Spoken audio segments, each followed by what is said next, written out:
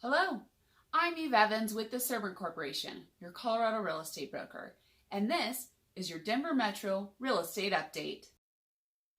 Today is April 13th, 2020.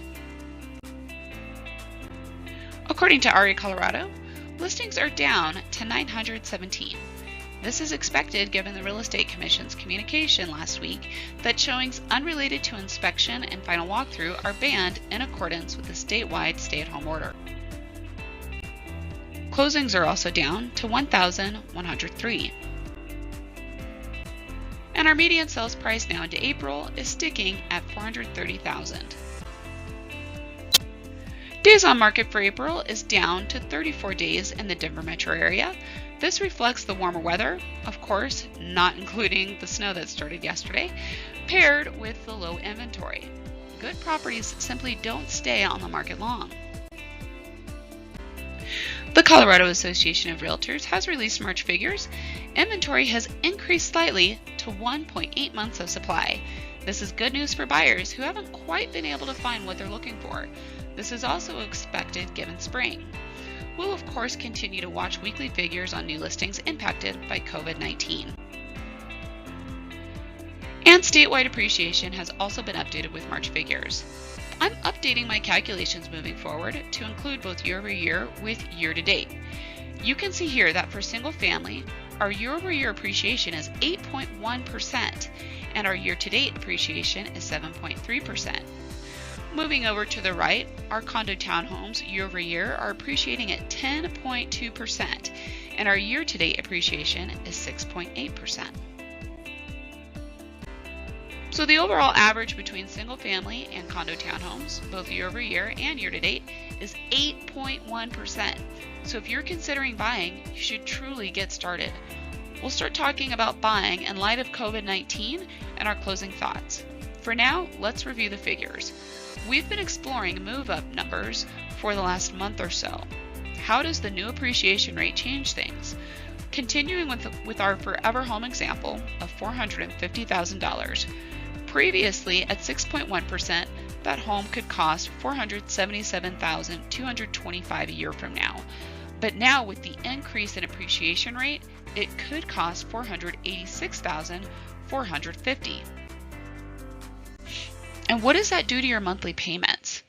Assuming the unlikely event that rates somehow stay as low as they are, which nobody expects them to, a year from now, that $486,000 home could cost you over $164 more each and every month.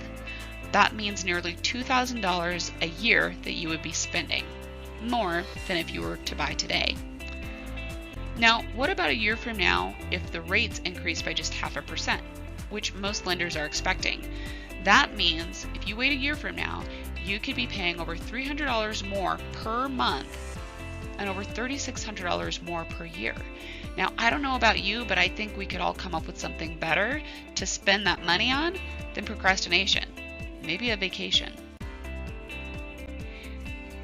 And final thoughts for the week. If you didn't see my Facebook Live over the weekend, remember, showings for showing's sake are closed. But what can you do in the meantime? Well, first and foremost, let's get your consultation out of the way. This consultation helps establish what your options are, generally what you can afford, and what, if any, items need to be put in place before you're ready to buy your first or your next home. A consult can also serve to secure your exclusive agent, as opposed to a transaction broker. Remember, if you are not working with an exclusive agent, that transaction broker cannot work with you with the utmost good faith, loyalty, and fidelity, negotiate terms on your behalf, or advise you of material risks and benefits.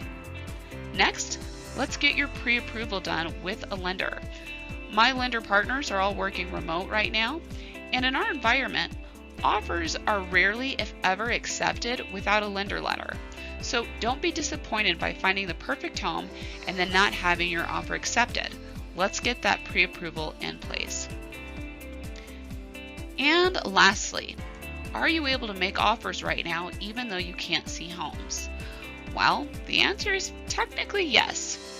You see, the Colorado contract is written to protect consumers. So if you were to go under contract and go to your inspection and you find a deal breaker based on that inspection, The Colorado contract allows you to cancel the contract and get your earnest money back. So, does that mean I'm encouraging people to leave their homes during the stay-at-home order? Not at all. I simply mention this as an option for those of you with a tight timeline. Perhaps you have a lease expiring soon. You have options, and again, we expect the stay-at-home order to be lifted here in about a week, week and a half, and there's things for you to work on before that time comes. And one more item to consider during these uncertain times. Yes, I understand that homeownership is a big responsibility and it can be scary with so many things in flux, but something for you to remember. If you were to fall on hard times, mortgage companies are typically more likely to negotiate with homeowners before foreclosure, whereas most landlords are quick to evict. Also, when you have a fixed rate mortgage, like most homeowners are choosing at the moment, you have a predictable payment. Remember, landlords can increase rent at the end of each term and often do. So if you're considering buying, let's just have a conversation. Again, I'm about information, not pressure. So that's it for this week. Again, I'm Eve Evans with the Servant Corporation, your licensed Colorado real estate consultant. And remember, if you are at risk and need help with grocery shopping or errands, or need a roll of toilet paper, please message me, call me. I'm happy to help however I can. If you found this information helpful, please like, comment, and share. Make it a great week. Stay safe, stay healthy, stay warm.